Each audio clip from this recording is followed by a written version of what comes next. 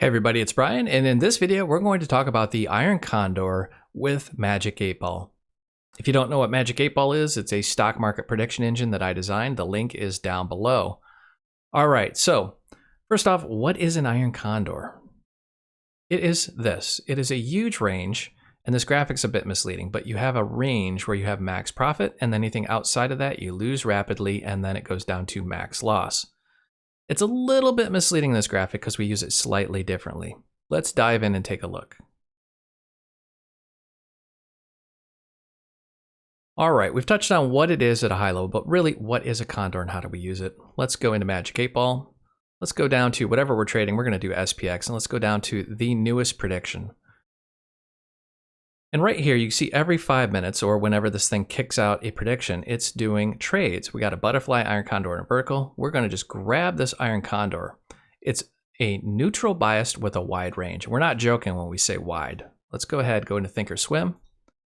We're going to go ahead and delete that. We're going to go to our order entry and saved orders and just paste it in. Unlock it so we get the current price. Notice it is 45.50. It's right around in that range. Now, rather than just blindly hitting confirm and send, we're going to right click and analyze this trade. And you can see this is a big condor, and this is huge. This is going from 39.09 all the way over to 39.80. So big condor. That's exactly what we're talking about here, is this massive range. Now, these things are constructed so that you get very low profit. Look at this little box here. You get low profit and you have a bigger loss. You may be going, I don't want to do that. There's a catch. This range is so big, the market would really have to move against you for you to lose money. Basically, huge shout out to Axe Options. There's a gentleman in there.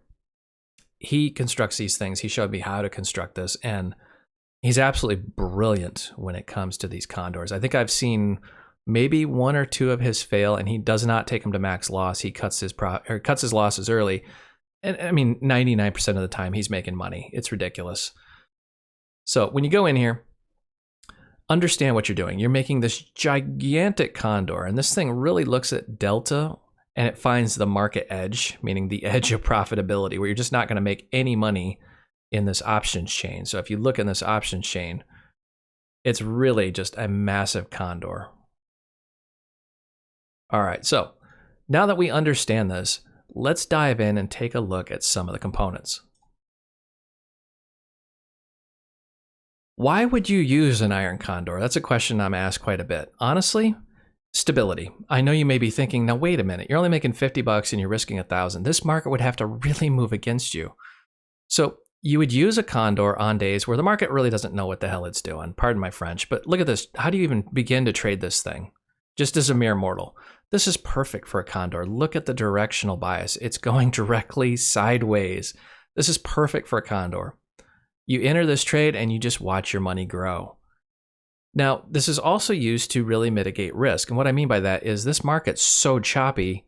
If you were to enter a vertical here thinking the market's going to rip up, you're going to lose your butt. And if you entered a vertical here thinking the market's going to keep going down, you're going to lose your butt. So you're going to lose either way. So really, it's about stability and risk mitigation. Let's talk about when to take profit. Well, that's always a tough question. And honestly, I'm no expert, but the condor is so big and your profit is so little. When do you actually take profit?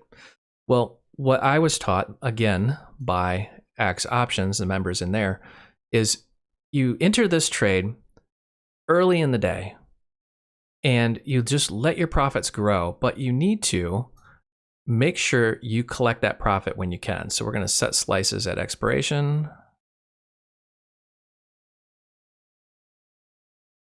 And what I do is I kind of move these here like this. And we got 50 bucks. So I'll look at this magenta line. I'm looking at the number down in this box. And I'll look at this magenta line and go, okay, so 2 times that is going to be my max loss. So it's about right here. And then,